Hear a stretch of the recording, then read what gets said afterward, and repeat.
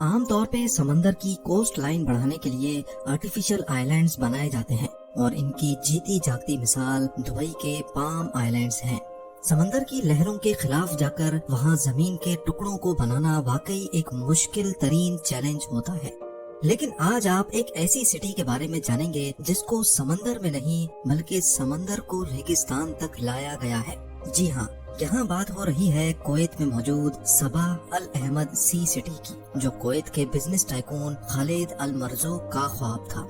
Kuwait کی کڑکتی گرمی اور ریگستان کے بیچوں بیچ خوبصورت شیپ کا سمندر اور اس کے گرد 2.5 لاکھ لوگوں کے لیے ایڈوانسڈ انفراسٹرکچر بنانا ایک ایسا مشن تھا جس میں انجینئرز کو قدرت کے قانونوں کے خلاف جا کر کام کرنا پڑا۔ لیکن سوال یہ ہے کہ کویت کو اس میگا سی سٹی کی ضرورت ہی کیوں پیش آئی؟ اس میں ایسی کیا کمپلیکیشنز پیدا ہو گئیں کہ پچھلے 32 سالوں سے اس پہ آج تک کام کیا جا رہا ہے؟ اور سب سے بڑھ کر یہ کہ سی سٹی کو بنانے میں انجینئرز کو کس حد تک جانا پڑا۔ کویت دوسروں کے مقابلے میں ہے تو بہت چھوٹا، لیکن اس کے باوجود بھی یہ مڈل ایسٹ کا دوسرا امیر ترین ملک ہے۔ کویت اتنا امیر ملک ہے کہ دنیا کی سب سے زیادہ ویلیو رکھنے والی کرنسی کویتی دینار ہی ہے۔ جہاں ہمیں انڈیا میں 78 روپیز کا $1 اور پاکستان میں 200 روپیز کا $1 ملتا ہے، وہیں کویت میں ایک کویتی دینار کے بدلے میں $3.2 ملتے ہیں۔ اور اس کی سب سے بڑی وجہ یہاں سے نکلنے والا کروڈ آئل ہے۔ آفیشل رپورٹس کے مطابق ہر سال کویت لگ بھگ 300 کروڑ بیرل سے زیادہ آئل پروڈیوس کرتا ہے۔ ایک تو اتنی زیادہ آئل پروڈکشن اور پھر اوپر سے کویت کی پاپولیشن بھی صرف 42 لاکھ ہی ہے۔ یہی وجہ ہے کہ یہاں کا ہر ایک شخص ضرورت سے زیادہ امیر ہے۔ کویت میں ایکسپینسو کارز، یاٹس، لگژری ولاز اور عیش و آرام والی تمام چیزیں رکھنا ایک عام سی بات سمجھی جاتی ہے۔ اور یہ سب کوئی ابھی سے شروع نہیں ہوا، بلکہ کویت کی قسمت 85 سال پہلے بدلی تھی جب یہاں سے پہلی بار آئل نکلنا شروع ہوا تھا۔ 1980s میں کویت کے پاس پیسہ تو بہت تھا، لیکن اب ان کے پاس لگژری ولاز بنانے کے لیے جگہ کم پڑ گئی تھی۔ کویت کا تقریباً سارا ایریا ہی بنجر ریگستان سے بھرا ہوا ہے۔ یہاں پر بیسک فیسلٹیز نہ ہونے کی وجہ سے رہنا کافی مشکل ہوتا ہے۔ اسی وجہ سے سب کی کوشش تھی کہ سمندر کے کنارے اپنا ویلا یا فارم ہاؤس بنایا جائے تاکہ ٹھنڈی ہوا کے مزے لیے جا سکیں۔ بڑھتی ہوئی ڈیمانڈ کو دیکھتے ہوئے کویتی بزنس ٹائکون خالد المرزوق نے ایک ایسی لگژری سٹی بنانے کا خواب دیکھا جس کا ہر ولا، ہر مینشن پرائیویٹ بیچ پہ بنا ہوا ہوگا۔ لیکن ایسا صرف تب ممکن ہوتا جب کویت کی کوسٹ لائن پر کوئی جگہ خالی ہوتی۔ کویت سٹی پہلے ہی آدھے سے زیادہ کوسٹ کو کور کر بیٹھی تھی اور بقایا بچ جانے والے کوسٹ پر کئی پروجیکٹس پہلے ہی بن چکے تھے۔ سعودی عرب کے بارڈر سے صرف 15 کلومیٹر پہلے پرشین گلف پہ ایک نیچرل کریک سسٹم بنا ہوا تھا۔ لہروں کے پریشر سے ان کریکس میں پانی کافی اندر تک جاتا تھا۔ یہ دیکھ کر خالد مرزوق کو آئیڈیا آیا کہ کیوں نہ ان نیچرل کریکس کو استعمال کر کے یہاں ایک پوری سٹی بنائی جائے جس میں ان کریکس کو ایکسٹینڈ کر کے اپنی مرضی کی شیپ دی جائے۔ خواب تو انہوں نے دیکھا تھا، لیکن اس کو پورا کرنا کس حد تک مشکلات کو بڑھا دے گا یہ کسی کے وہم و گمان میں بھی نہیں تھا۔ اب نارملی ہوتا یوں ہے کہ نیچرل کوسٹ لائنز ہوا اور لہروں کے پریشر سے بنتی ہیں۔ اگر کوسٹ لائن کو آلٹر یا چینج کرنے کی کوشش کی جائے تو یہ کچھ ہی دنوں میں واپس اپنی اوریجنل حالت میں آ جاتی ہیں، کیونکہ ان کا مقابلہ قدرت سے ہوتا ہے۔ اب اگر ریگستان میں ایسا کریک سسٹم بنانا ہو جس کی شیپ بھی پسند کی ہو اور یہ نیچرل پاورز اس کی شکل بھی نہ بگاڑیں، تو اس کے لیے ایسی پلاننگ کی ضرورت ہوتی ہے جو قدرت کے قانونوں کے خلاف جا کر کام کرے، اور یہاں بھی کچھ ایسی ہی پلاننگ کی ضرورت تھی۔ 1986 میں خالد المرزوق کے بیٹے فواز المرزوق نے ایک برٹش انجینئرنگ ڈیزائن کمپنی سے کانٹریکٹ کیا، جنہوں نے دن رات ایک کر کے کمپیوٹر سیمولیشن کی مدد سے اس میگا پروجیکٹ کا ڈیزائن بنایا۔ نیچرلی یہاں صرف 2 ٹائیڈل کریکس تھیں، لیکن 2 کریکس مزید بنانے کا فیصلہ کیا گیا۔ کون سی کریک کہاں سے نکلے گی، اس پر ہوا اور لہروں کا کتنا پریشر ہوگا، یہ ساری کیلکولیشنز کر کے جن کریکس پر پانی کا زیادہ پریشر تھا ان کو اسپلٹ کر کے ایک ڈیزائن بنایا گیا۔ لیکن ابھی معاملہ پلاننگ فیز میں ہی تھا کہ ایک بہت بڑی مصیبت آ کھڑی ہوئی۔ 1990 میں عراق نے کویت پر حملہ کر دیا۔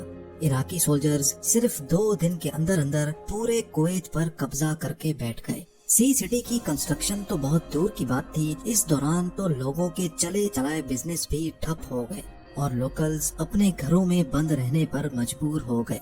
अमेरिकन एलाइज ने कुवैत की मदद की और इराक के खिलाफ मुकाबला किया। 1 साल तक ये मामला चलता रहा, लेकिन जब इराकी सोल्जर्स कमजोर पड़ गए तो उन्होंने जाते जाते कुवैत की 700 से ज्यादा ऑयल वेल्स पर आग लगा दी। न सिर्फ इतना बल्कि इराकी सोल्जर्स ने ऑयल वेल्स के आसपास अंडरग्राउंड माइंस इंस्टॉल कर दी ताकि कोई भी आग को बुझाने की हिम्मत न कर सके। ये आग इतनी खतरनाक थी कि अगले 10 महीनों तक ये नॉन स्टॉप जलती रही। एक एस्टीमेट के मुताबिक तेल के इन कुओं पर आग लगने से कुवैत को रोजाना 60 लाख बैरल्स का नुकसान हुआ था, यानी टोटल 10 महीनों के 180 करोड़ बैरल्स का नुकसान।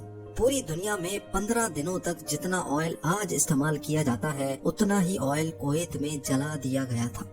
10 महीनों के बाद जाकर कुवैत ने इस आग पर $1.5 अरब खर्च करने के बाद काबू पाया। यह हिस्ट्री का एक ऐसा वाकया था जिसने अगले कई सालों तक कुवैत को खोखला करके रख दिया।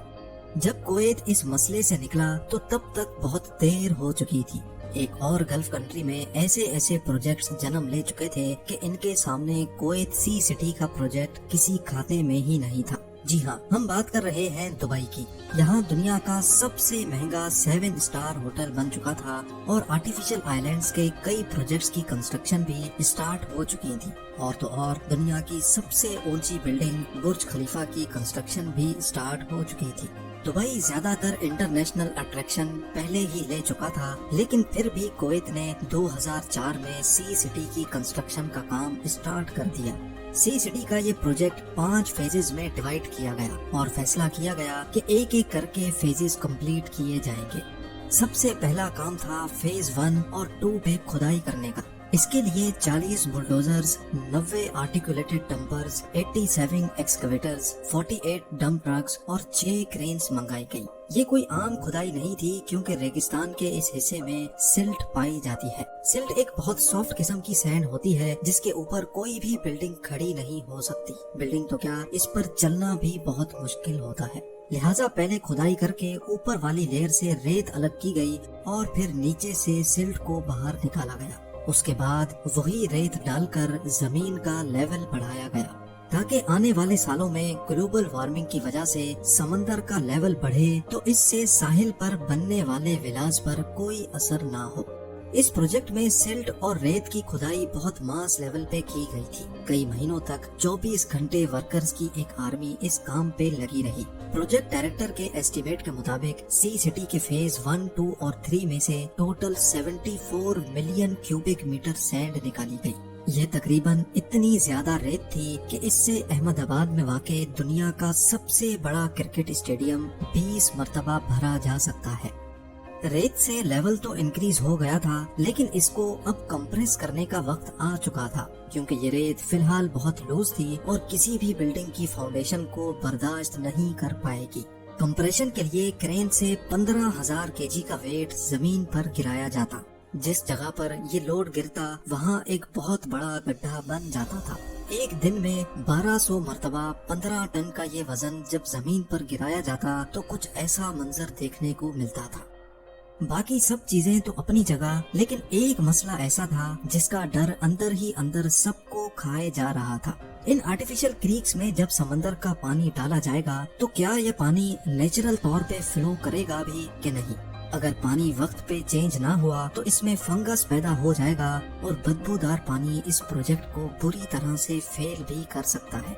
इस मसले से निपटने के लिए टाइडल गेट्स इंस्टॉल करने का फैसला किया गया। टाइडल गेट एक ऐसा मैकेनिकल गेट होता है जो सिर्फ एक तरफ से आने वाले पानी के प्रेशर पे खुद ब खुद खुल जाता है।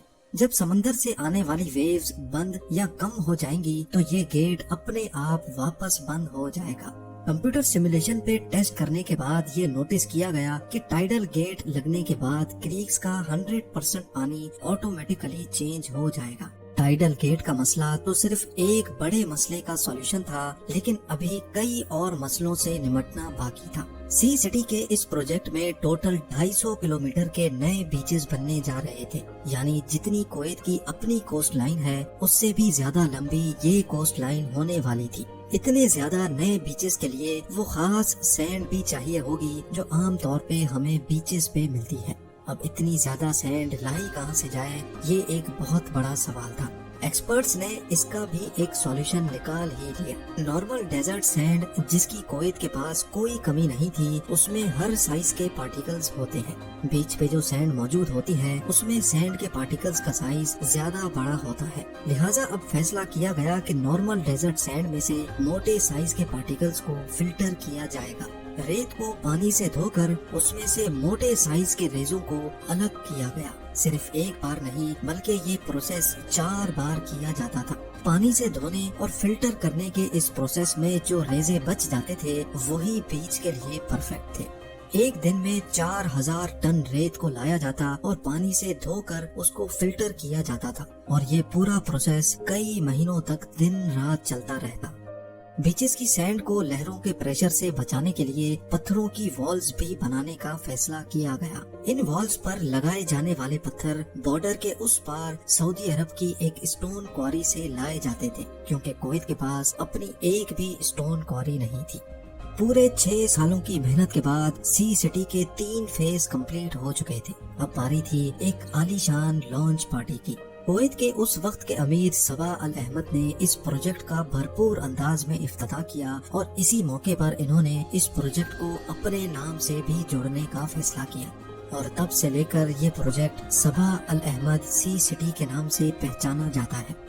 ये अपनी तर्ज का एक इंतहाई कॉम्प्लेक्स मेगा प्रोजेक्ट है जिसके अभी तक सिर्फ 4 फेज कंप्लीट हुए हैं, और 5th फेज की कंस्ट्रक्शन अभी तक चल रही है। पिछले 32 सालों से कुवैत इस प्रोजेक्ट को पूरा करने के लिए कई मुश्किलात को झेल चुका है, और इसमें पेश आने वाले इंजीनियरिंग चैलेंजेस को सिर्फ एक छोटी सी वीडियो में बयान करना खासा मुश्किल है।